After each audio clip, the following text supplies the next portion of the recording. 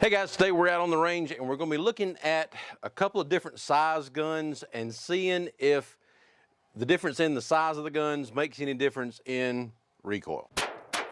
The reason that I'm looking at this is I've had a couple of students that think they want a small revolver, one like this, and when they actually start to shoot something like this, they figure out that it's a very snappy gun. The recoil is more than they want to try to deal with all the time. So they go to a different type of gun, something more along the lines of that, or you go to a bigger revolver. We're going to be looking at a couple of different guns here. We've got two revolvers. This is a 38 Special, and then this one is 357 Magnum, but this is the small stubby barrel here, inch and 7/8 barrel, versus a 4 1/4 barrel here, full steel frame, more of a polymer frame on this one. And then for the 9mm, we got the standard 365. We got the 365XL, got a Glock 43X, and then got my FNS 9. The other thing with the small revolvers like this is the sights on this one. There's just that groove along the top of the frame that you have to use to be able to sight the gun in. So a bigger revolver typically going to have a better sighting system, so it's easier to get it lined up on target. Short distances, 3 to 12 feet, small revolver like this, the aim doesn't matter as much. But once you get 5-10 yards away, it starts to make a difference with the aim of these small revolvers. It's easier to get off target with these small ones because the little bit of discrepancy in between how you got it lined up makes a big difference in where it actually hits the target. The longer sight radius of the bigger revolver helps compensate a little bit more for the variation in the sights, because the little bit of movement on this one makes a big difference versus a longer sight radius. And then as far as the 9s here, the regular 365 has a very short grip. This gun, if I don't have a different magazine in it, I can only get 2 fingers on this grip. So it's a little bit snappy and harder to hold and harder to control versus something with a bigger grip. So when they came out with a 365XL standard 12-round magazine, I can get a full grip on this one, makes it easier to control. It's also a little bit longer as far as the sight radius and the length of the barrel to help with the aiming as well. The 43X, this one, the barrel's very similar to the 365, and then the 365XL is just a little bit longer than the Glock. So the 43X is kind of in between where the 365 and the 365XL is as far as barrel length, but it's got a nice long grip, so I can get a full grip on that one. And then the full size gun, no problem with it. Very easy to shoot, very easy gun to control because it is more of a full-size gun. It's got more weight to it to help mitigate the recoil. So we'll start with the little 38 Special here.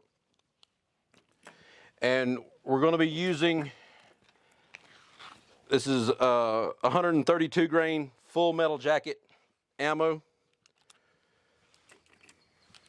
So from the get-go, once we shoot it in the 357, it's going to be easier recoil to deal with anyway, because this is a 357 Magnum, so the 38 Special is going to be easier to shoot in this one just because the gun is built to handle a heavier cartridge to begin with.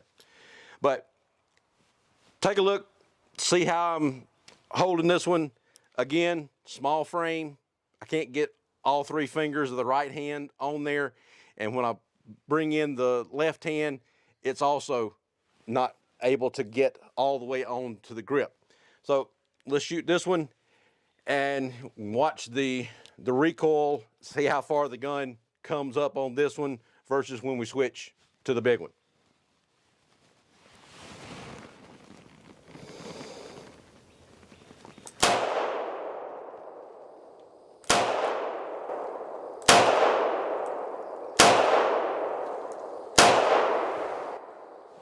I think that was 5. Yep.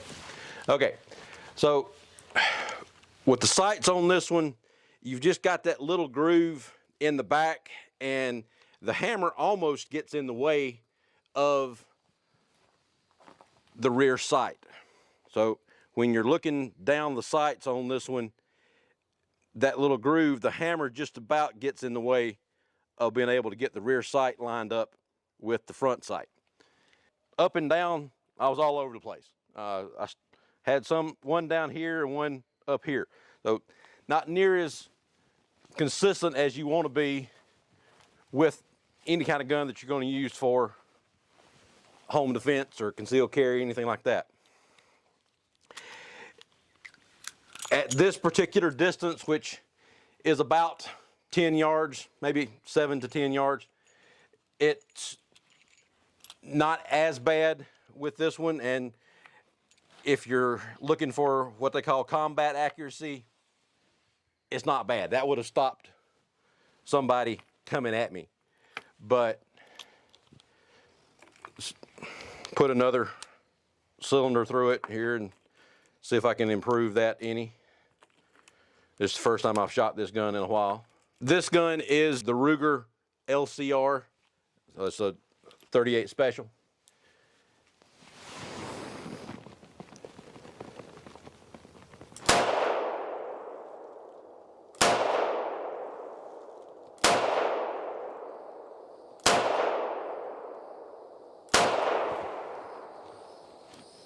I'm consistent as far as where I was hitting. I'm still kind of hitting in the middle, but it's not where I was aiming. I was aiming more here, so I was pulling it down a little bit, and just with that small grip, it's harder for me to be able to get a consistent shot pattern with that thing.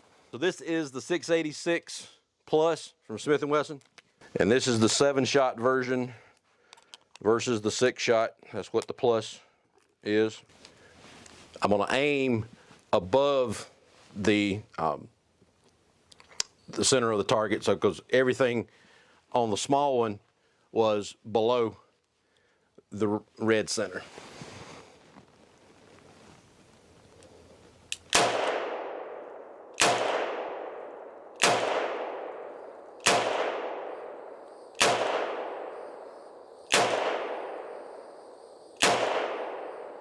Evidently my aim was off a little bit, but I was more consistent as far as keeping the shots in the same pattern. So one over here and then the other 6 right here. But with the Ruger, I was up and down a lot more because trying to get that little short barrel in a consistent spot didn't exactly work right. And I may need to look at the sights on the big revolver to see if I need to adjust those a little bit. Just as far as handling the recoil, the bigger revolver, I don't feel it moving around in my hand as much. As far as when you fire the gun, it doesn't kick back near as much as the small one did, and it doesn't feel like it comes up at me as much as that small one did. Okay, so try again here.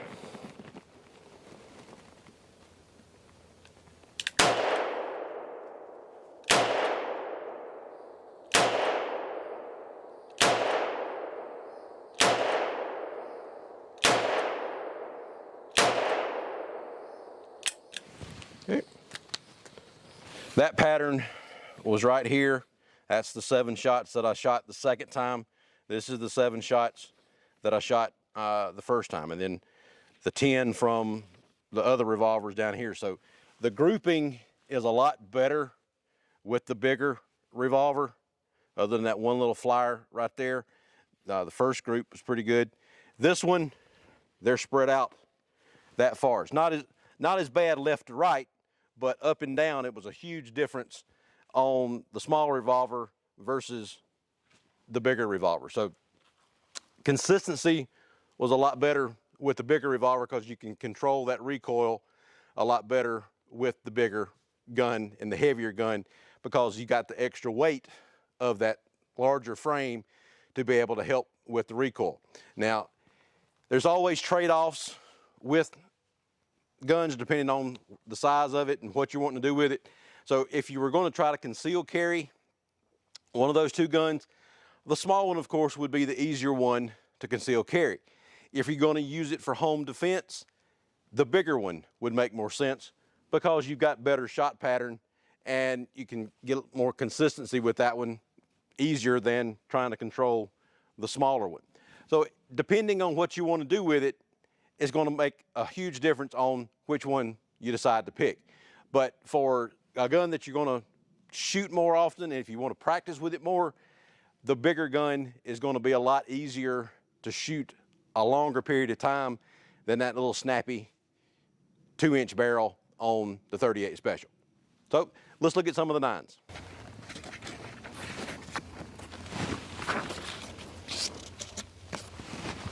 So let's start with the 365 here in the 9mm. So with this one, with the standard flush fit 10-round magazine, my pinky finger is falling off the bottom of the grip. Very similar to like the Ruger when I was shooting the revolver.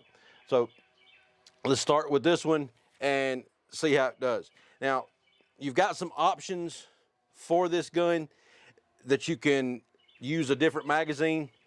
I've actually got another, I've got a 12-round magazine out here that has the pinky extension on this one, and it makes a big difference for me as far as how well I can grip this gun. So we'll shoot it first with the flush fit magazine, and then we'll shoot it with the extended magazine.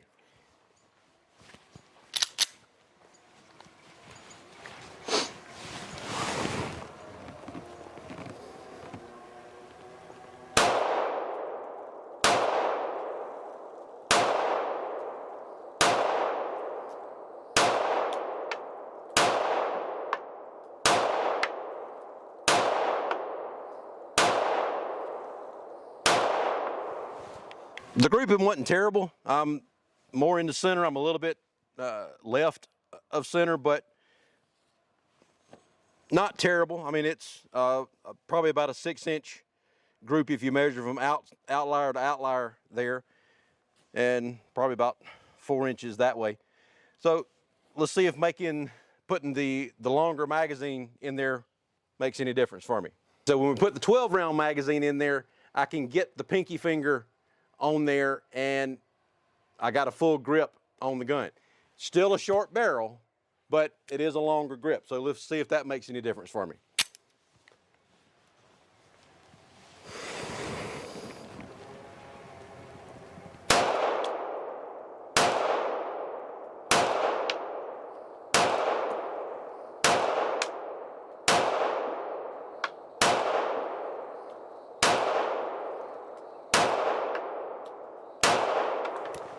As far as the feel of the gun, to me, I didn't feel as much kick as far as the gun rising as much, because I was able to get my pinky on there to have one extra finger on there to keep the gun pulled down. So it didn't feel like it was rising up as much to me. But let's go look at see what the 12-round magazine looks like. 1, 2, 3, 4, 5, 6, 7, 8, 9. So some of these over here are going to be the 12 round. So shorter group, maybe about the same width, but it is a shorter grouping versus this one, which was spread out that way. So being able to get more consistency with the longer grip applies again to this gun as well. Okay, so in between the 365 and the 365XL, you've got just a little over 1/2 inch longer slide and barrel on the 365XL. So it gives you a little bit longer sight radius, and it comes standard with the 12-round magazine. So the flush fit 12 round, same as the 365 with the 12 round. It gives me a full grip, but it is a little bit longer sight radius. Now I do have the Romeo Zero mounted on this one versus the standard sights like on the 365, but let's go with this one. So on this one, I'll aim above the center of the target to try to keep the grouping out of the ones that we've already shot there.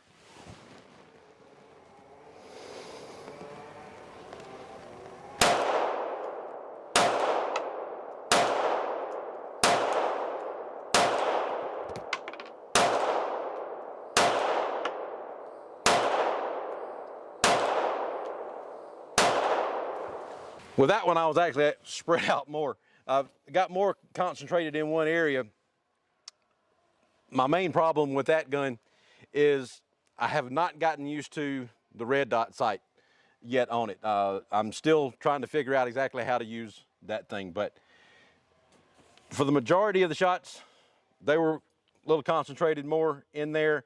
So probably not as good a comparison between the 365 and the 365XL, because I was using a different sight system and I just hadn't got used to that red dot yet. So now we're going to be looking at the Glock versus the FNS. So on these,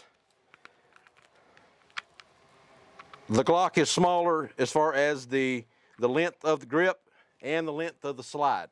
So going from compact small gun to full size gun, and we'll take the dot off of that one just to make sure that doesn't throw any difference on the weight on there. So again, 10 rounds, 9mm for the Glock 43X.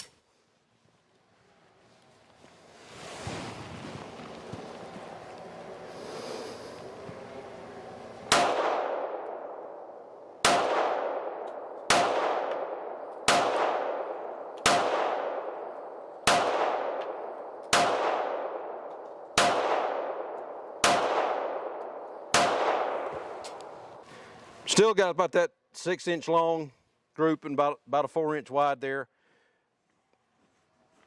A little bit lower, and I was aiming a little bit low on this one so I'd give myself more room to shoot up here. But not bad with that gun, considering it is a little bit smaller, but not bad grouping. And I actually like the way that Glock 43X shoots. It's a good shooting gun for me. So now we'll use the full-size FNS 9, and this one, I really like this gun. It's one of the first ones that I started buying when I got back into buying guns, and I just like the way this thing shoots. So, and we'll aim above the center of the target for this one.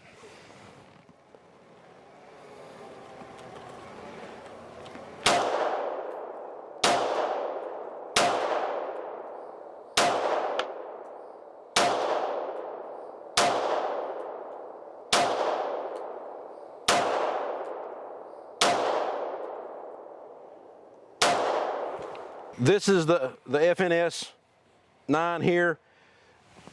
More consistent. Everything's more compact as far as the grouping on that. That's about probably a 4-inch group there, and it's about 3 inches wide there. A little bit more compact than the one with the Glock.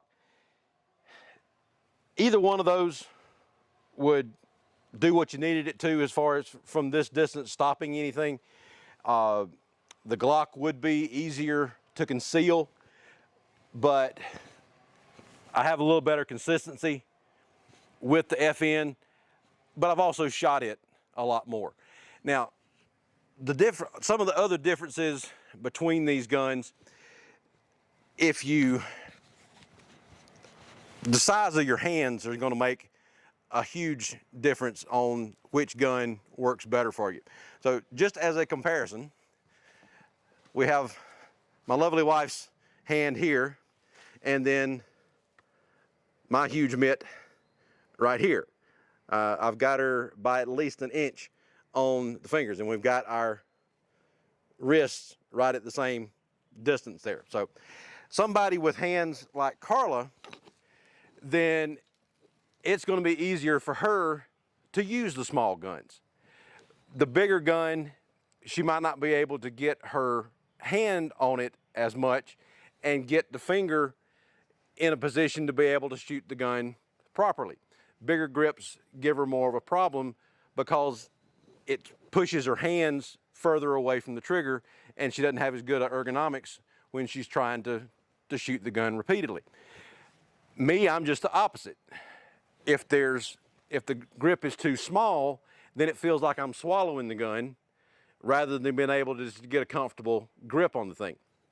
That's why I don't like shooting her 38 Special, the one we started the video with. That's her normal carry gun.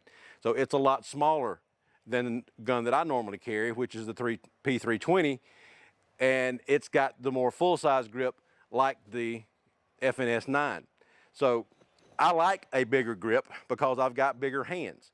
Makes it easier for me to grip that gun and get a consistent hold on it and not feel like I'm swallowing the thing because I got my hands wrapped around it and my fingers just about touch each other when I'm putting my right hand on the grip. I don't have any room for the left hand to get on the grip because the grips are so small.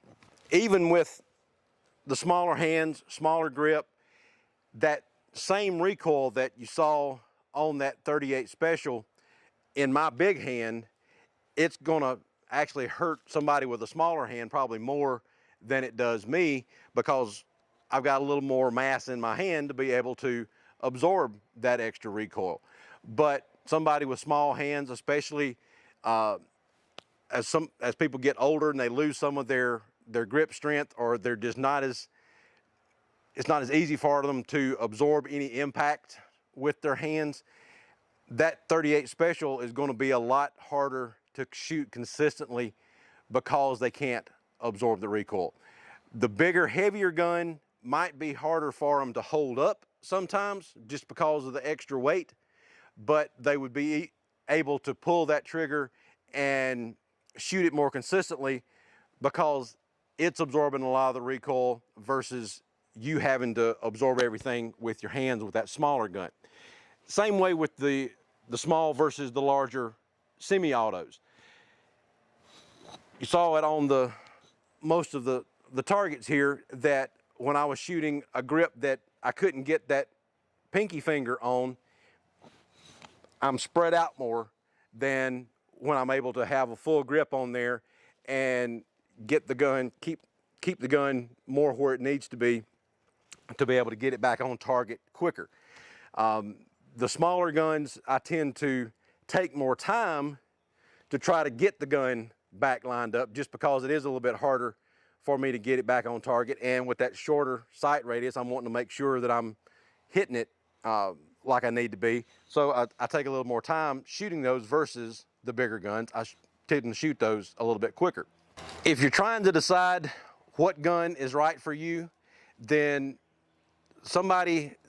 if you're in the upstate of South Carolina, give me a call. I'd be glad to help you find a gun. I've got several here that you can shoot and see which gun is going to work better for you. But if you're not in the upstate of South Carolina, then go to a gun store and talk to some of the folks there at the gun store. And they're good people at gun stores, and then there's the people that just want to see the stuff that they've got in stock, or that they have a preconceived notion of what everybody should shoot. If you get it, one of those guys or girls, steer clear of them because they're going to mess you up. They're going to try to sell you something that they think is going to be best for you versus you getting something that's actually going to fit you better. And also, the best way to choose any gun is if you can shoot that gun before you buy it, then you're going to be a lot better off than just going with one that feels like it might be okay. You dry fire it a few times there at the store, but then when you get it out on the range and actually put live ammo in it, it kicks like a mule, or it's got something else in the ergonomics that don't feel right when you're actually pulling the trigger on the thing. And you've got certified firearms instructors, either NRA certified or some of the other groups that are out there that certify instructors. Find somebody that knows what they're doing. If they're not a certified instructor, then at least find somebody that is a really good shooter, but somebody that knows how to tell you what you need to look for versus just telling you what they think you need to get, and they've never even saw you shoot a gun. Check them out, try different ones, see what's gonna feel better to you, whether it's gonna be the small gun or one that's a little bit bigger that may not be as, if you're gonna use it for concealed carry, may not be as easy to conceal, but maybe more consistent shot for you versus that little small gun that's gonna be snappy and you can't get any kind of consistency with it to make sure that you're protecting yourself properly. So check out doubleeaglegunworks.com for more information. Like and subscribe down at the bottom, and we'll talk to you later. Thanks. Bye.